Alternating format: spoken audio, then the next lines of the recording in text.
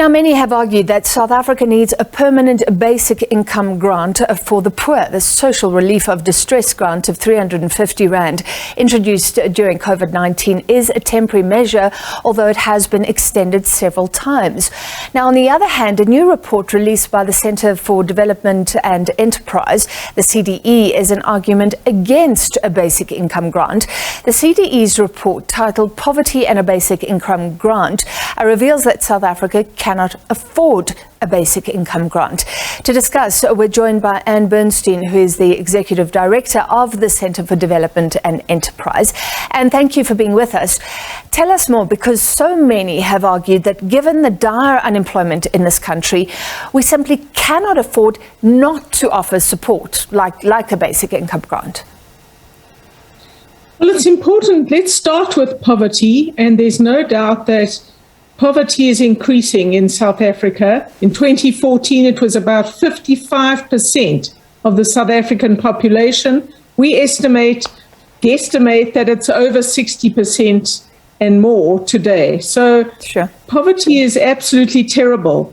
Now, a lot of people are saying, let's just raise taxes and pay for a basic income grant. And there are different proposals, different amounts of money. But let's say it's around 200 to 300 billion rand that would need to be raised every year to give adults who are not employed a basic income grant of about 800 rand and higher per month.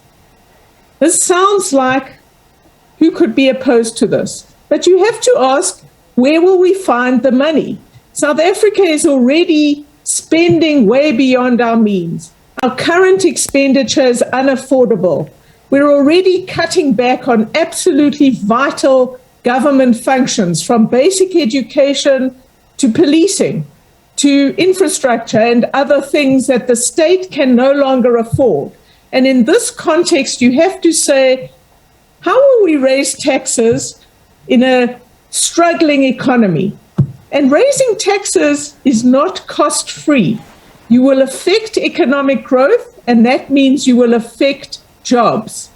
So we're saying no, a basic income grant is not affordable, and that adding a large permanent spending commitment every year from now on will reinforce the unsustainable trajectory of our fiscal policy, and this will actually, in the end, lead to fewer jobs and a very dire situation. Yeah. But Anne, before those jobs are created, the July unrest last year, for example, pointed to levels of desperation, a vulnerability in this country.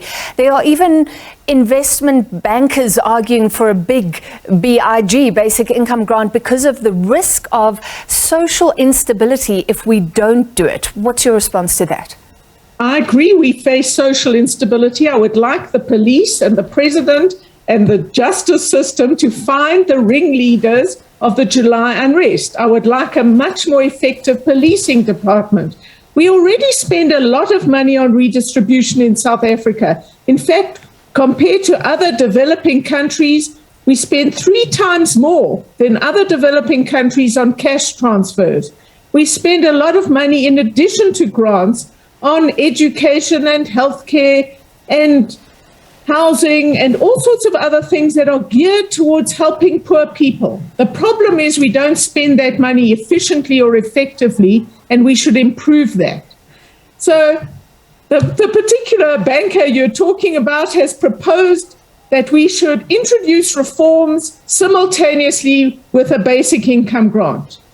Now, you have to ask yourself, how would this be sequenced?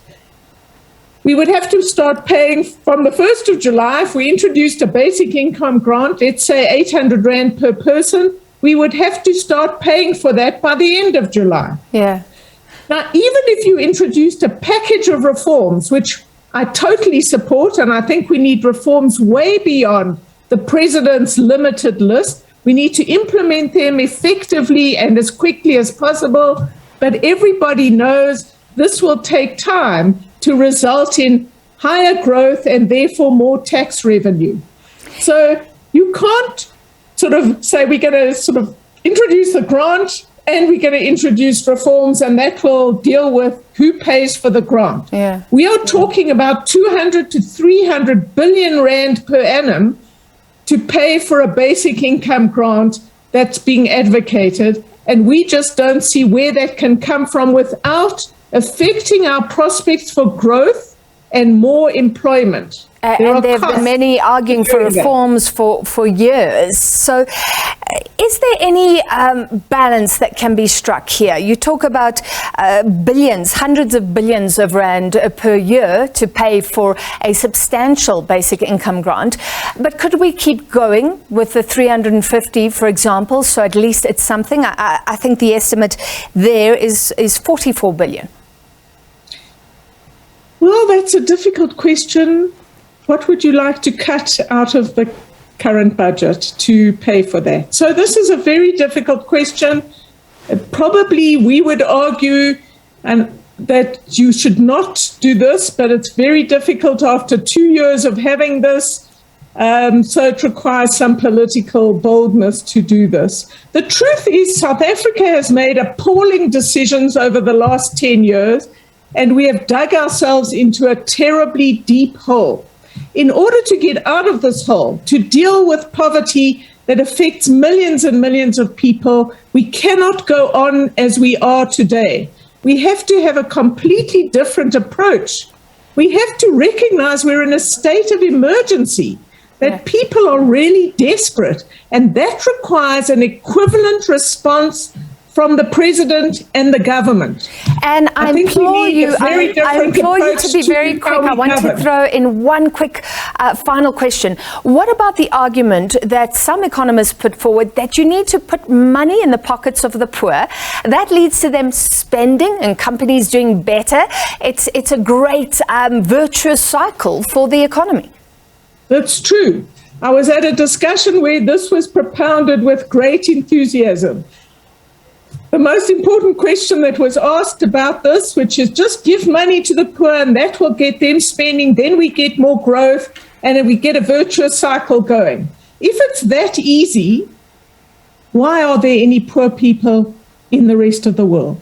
It's not that simple. We have a reserve bank that's independent, that has to protect the value of our currency. If we start printing money willy-nilly to pay for whatever we want, well, the value of our currency will go down. We will get higher and higher inflation. And you and I have savings and the poor do not. And the poor will be affected the most by this kind of reckless gamble. So we're saying the big is a mirage. We can't do something like this. We have got ourselves into a terrible situation. You have to get growth first. You have to increase our tax revenues. Then we can discuss spending the redistributive money we already spend much more effectively and perhaps greater support to the poor. All right, thank you for your time tonight. And we have to leave it there. Ann Bernstein, Executive Director of the Centre for Development and Enterprise, an argument there against the BIG, the Basic Income Grant.